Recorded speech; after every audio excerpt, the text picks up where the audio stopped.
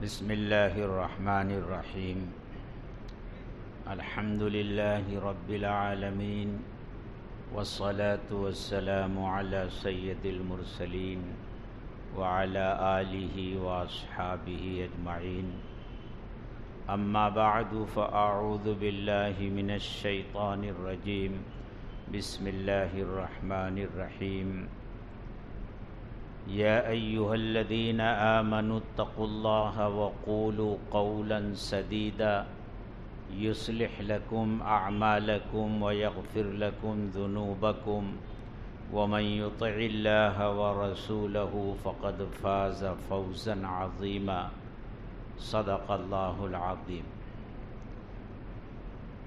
محترم بزرگوں اور دوستوں، اللہ تعالیٰ نے ہم انسانوں کو جو جسم عطا فرمایا ہے اور اس جسم کے جو مختلف اعضاء بنائے ہیں، ہر عضو کے ساتھ نیکیاں بھی جڑی ہوئی ہیں اور گناہ بھی جڑے ہوئے ہیں۔ مثلاً آنکھ، اس سے نیکی بھی جڑی ہوئی ہے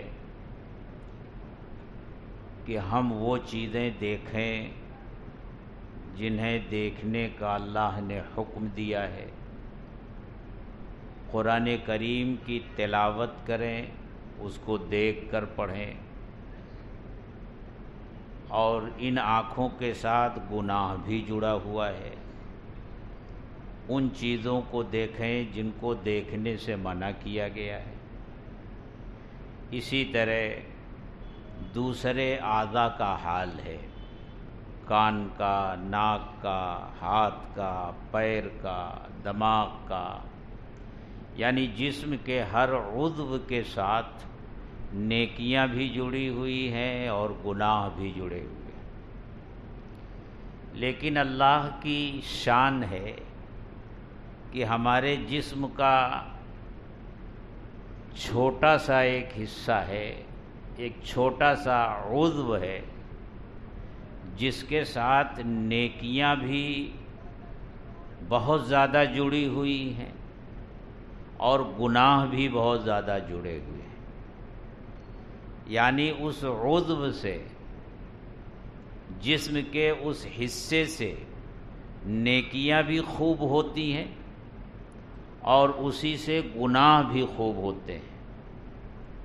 آپ سمجھ گئے ہوں گے کہ ہمارے جسم کا وہ حصہ یہ زبان ہے، محض گوشت کا ایک چھوٹا سا ٹکڑا ہے، ایک لوتھڑا ہے، لیکن اللہ تعالیٰ نے اس میں کیا کیا خوبیاں پیدا کی ہیں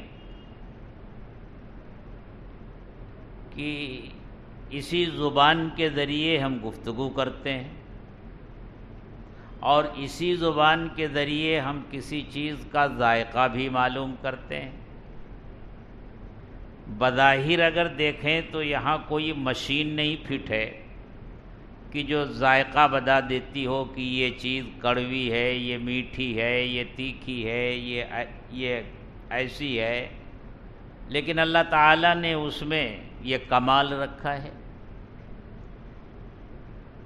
تو زبان کے ساتھ گناہ بھی زیادہ جڑے ہیں اور نیکیاں بھی زیادہ جڑی ہوئی ہیں۔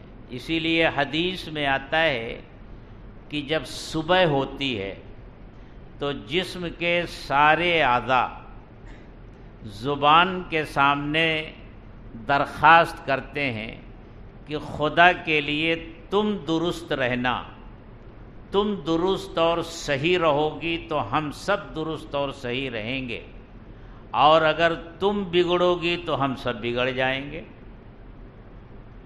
یعنی زبان کے ذریعے جو گناہ ہوتے ہیں اس پر جو سزائیں اللہ تعالیٰ نے رکھی ہیں، تو وہ سزا صرف زبان کو نہیں جھیلنی پڑتی، پورے جسم کو جھیلنی پڑتی ہے، جسم کے ہر عضو کو جھیلنی پڑتی ہے۔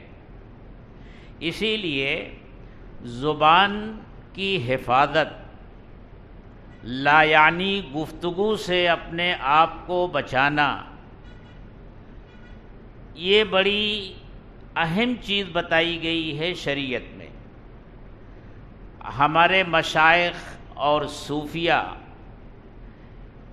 اپنے مریدوں سے جو مجاہدے کرواتے ہیں تو عموماً 3 مجاہدے ہوتے ہیں: کم کھاؤ، کم سو اور کم بولو. کم خفتن، کم گفتن اور کم خوردن. کم کھانا، کم بولنا، کم سونا، یہ مجاہدہ کرواتے ہیں.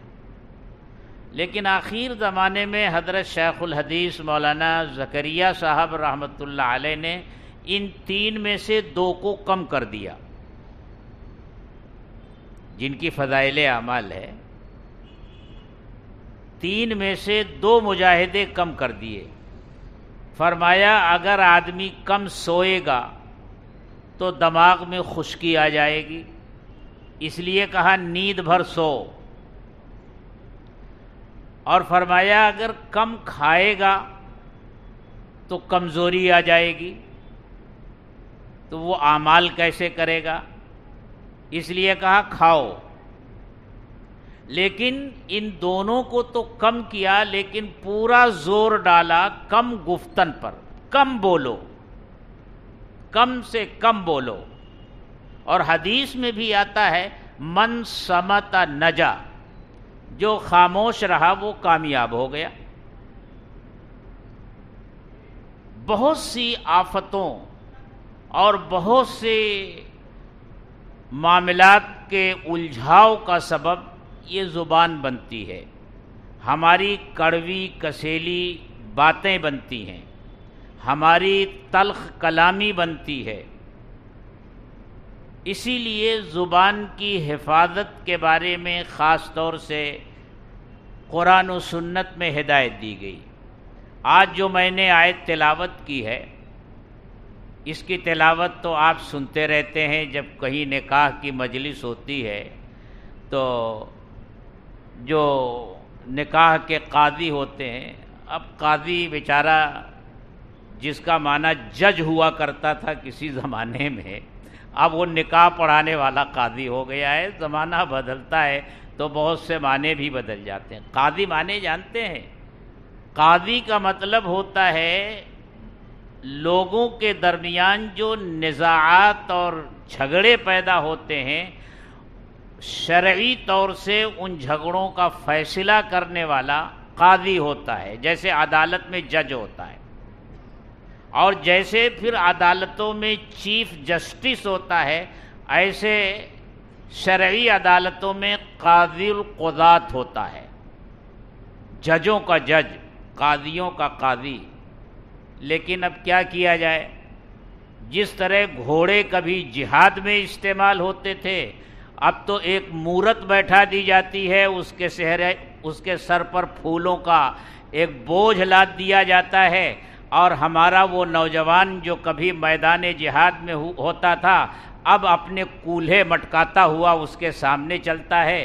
وہ بیچارہ گھوڑا بھی کیا سوچتا ہوگا کہ میرے آبا اور اجداد تھے جو میدان جہاد میں چلتے تھے، اور آج مجھے یہ لوگ ملے ہیں کہ میرے سامنے اپنے کولہے مٹکا رہے ہیں، ڈانس کرتے ہیں، پٹاخے پھوڑتے ہیں. اسی طرح قاضی کا لفظ بھی ایسا بے معنی ہو کر رہ گیا. نکاح خواں کو اب قاضی کہا جانے لگا. بہرحال میں سمجھتا ہوں یہ آیت جب میں نے پڑھی ہوگی تو شاید آپ میں سے کسی کے ذہن میں یہ بات آئی ہو کہ ہو سکتا ہے کوئی نکاح ہونے والا ہو. نہیں بھائی، کوئی نکاح ہونے والا نہیں ہے. اللہ کے رسول صلی اللہ علیہ وسلم نے نکاح کے خطبے کے موقع پر 3 آیتوں کا انتخاب فرمایا ہے، اور ان 3 آیتوں میں سے ایک آیت یہ ہے جس میں 2 باتوں کا حکم دیا گیا. یا ایھا الذین آمنوا اتقوا اللہ، اے ایمان والو اللہ سے ڈرو، تقوی اختیار کرو. وَقُولُوا قَوْلًا سَدِيدًا، اور سچی اچھی نرم بات بولو، سچی اچھی نرم بات بولو، وقولوا قولا سدیدا۔ یہ دو کام کرو گے تو اللہ تعالیٰ تمہارے دو کام بنائیں گے، یصلح لکم اعمالکم، اللہ تمہارے اعمال کی اصلاح فرما دیں گے۔ یہاں عمل کا لفظ مطلق بولا گیا، آخرت کا عمل بھی اور دنیا کا عمل بھی، یعنی تمہارے دنیا کے کام بھی بنا دیں گے اللہ تعالیٰ اور آخرت کے کام بھی بنا دیں گے، وَيَغْفِرْ لَكُمْ ذُنُوبَكُمْ، اور تمہارے گناہوں کو معاف فرما دیں گے۔ تو دو باتیں، اللہ سے ڈرو۔ تقوی کے بارے میں آپ جانتے ہیں کہ تقوی کا ترجمہ کیا جاتا ہے ڈرنا، حالانکہ اس کا معنی ہوتا ہے بچنا، اللہ کی ناراضگی سے بچنا۔ اور تقوی کے جو مختلف معنی بیان کیے گئے ہیں سب اپنی جگہ پر درست ہیں۔ مثلا یہ کہا گیا کہ آدمی کے اندر اگر اپنے اوپر کنٹرول کرنے کی ایسی طاقت پیدا ہو جائے کہ جب اس کی خواہش اور اللہ کے حکم کے درمیان ٹکراؤ پیدا ہو تو وہ اپنی خواہش کو دبانے پر قادر ہو جائے اور اللہ کے حکم پر عمل کرنے والا بن جائے، یہ ہے تقوی۔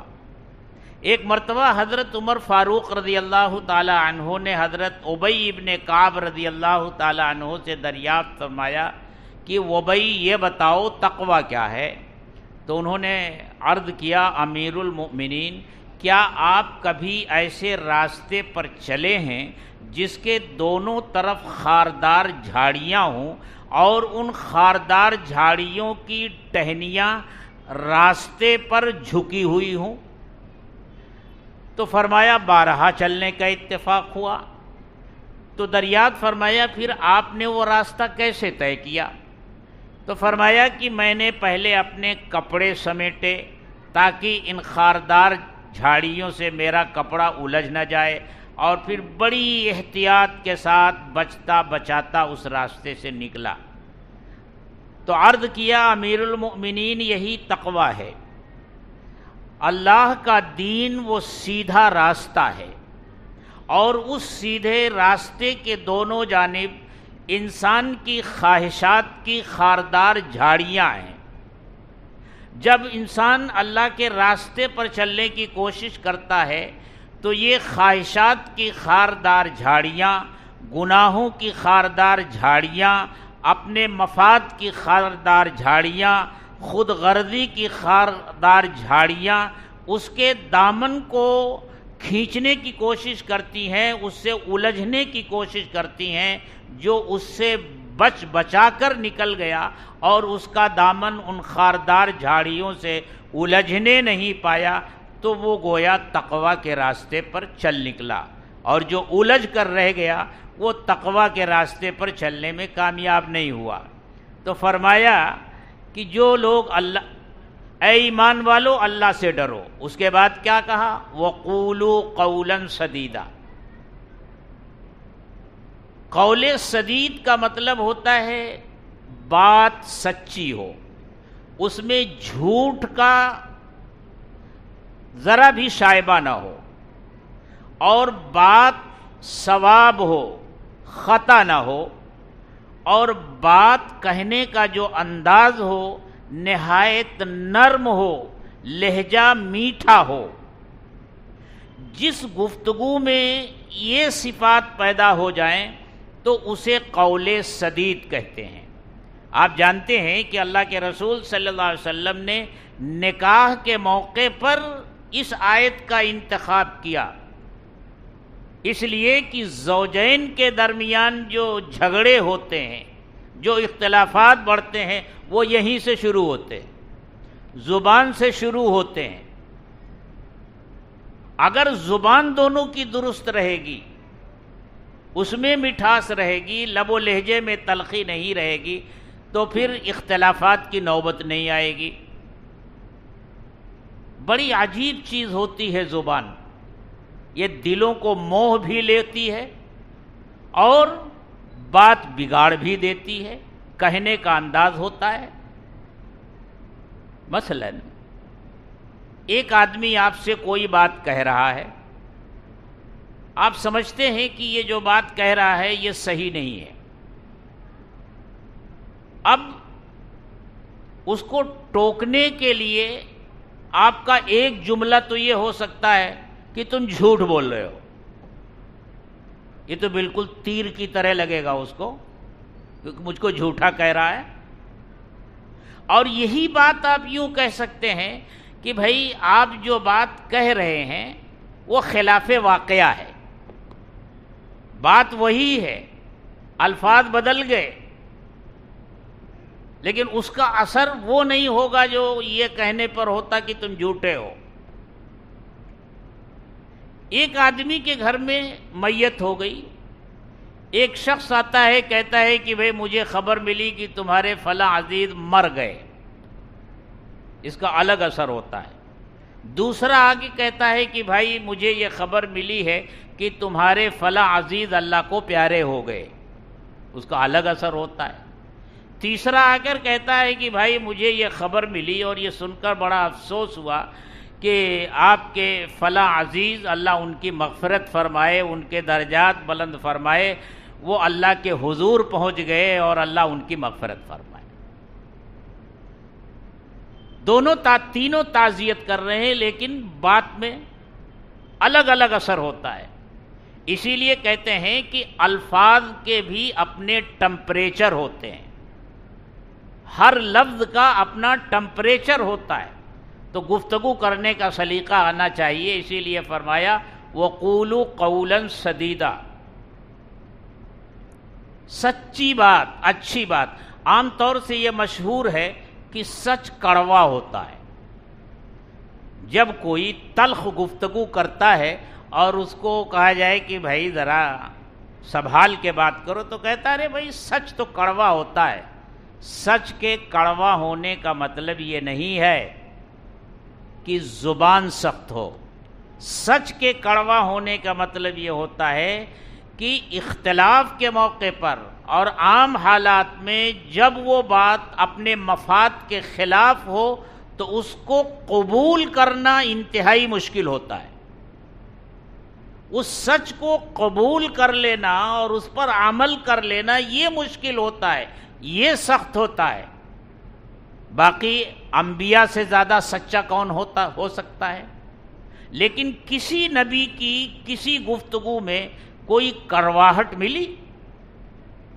ان کو تانے دیے گئے، گالیاں تک لوگوں نے دی، ان کو جھوٹا کہا، ان کو بیوقوف کہا، تو یہی جواب دیا یا قوم لیس بی صفاح ولکنی رسول من رب العالمین۔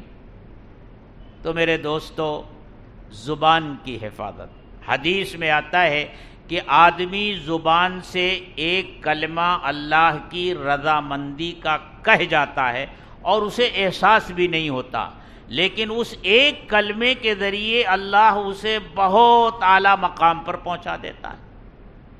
اور آدمی لاپرواہی سے اپنی زبان سے ایک کلمہ اللہ کی ناراضگی کا کہہ جاتا ہے، اسے احساس بھی نہیں ہوتا، اور اللہ تعالیٰ اس کلمے کے ذریعے اسے جہنم کی کھائی میں ڈال دیتا ہے۔ تو زبان کی حفاظت بہت ہی اہم مسئلہ ہے۔ ناپ تول کر بولنا، سوچ سمجھ کر بولنا۔ اب زبان سے جہاں بہت سی نیکیاں وابستہ ہیں، جیسے بخاری شریف کی جو آخری حدیث ہے، اس میں اللہ کے رسول صلی اللہ علیہ وسلم نے ارشاد فرمایا کہ 2 کلمے ایسے ہیں جو اللہ کو بہت محبوب ہیں، زبان پر بہت ہلکے پھلکے ہیں، یعنی ان کو بولنے میں ذرا بھی دشواری نہیں ہوتی، اللہ کو بہت محبوب ہیں، اور جب نامہ اعمال تولے جائیں گے تو میزان میں، ترازو میں بہت وزنی ہیں۔ اور وہ کلمے کیا ہیں؟ سبحان اللہ و بحمدہ سبحان اللہ العظیم۔ کتنا وقت لگتا ہے؟ سبحان اللہ و بحمدہ سبحان اللہ العظیم۔ اگر آدمی ان کلمات کو کثرت سے پڑھتا رہے تو نامہ اعمال وزن کیے جانے کے وقت ترازو کا پڑھنا یہ کلمات جھکا دیں گے۔ ایک مرتبہ سبحان اللہ کہہ دینا، ایک مرتبہ الحمدللہ کہہ دینا، اس کا ثواب کیا ہے؟ معمولی کلمے ہیں لیکن ثواب بہت ہے۔ اسی طرح زبان سے جو گناہ ہوتے ہیں وہ بھی ہلاک کر دینے والے ہیں۔ غیبت، طعنہ، جھوٹ، بدگوئی، بد کلامی، گالم گلوج۔ حدیث میں کیا کہا گیا؟ سباب المسلم فسوق وقتالہ کفر۔ مسلمان کو گالی دینا فسق ہے اور اس کو قتل کرنا یہ کفر ہے۔ تو زبان ایک ایسی چیز ہے، اللہ تعالی ہم سب کو اس کی حفاظت کرنے کی توفیق عطا فرمائے۔ وآخر دعوانا ان الحمدللہ رب العالمین۔ الحمدللہ رب العالمین والصلاة والسلام علی سید المرسلین وعلی آلہ واصحابہ اجمعین۔ اے اللہ ہم تیرے گنہگار بندے ہیں، ہمارے گناہوں کو معاف فرما۔ اے اللہ اپنی رضا والے اعمال کرنے کی توفیق عطا فرما۔ اے اللہ ہماری زبانوں کو غیبت سے محفوظ فرما۔ یا اللہ چغل خوری، جھوٹ، اے اللہ ان سب چیزوں سے ہماری حفاظت فرما۔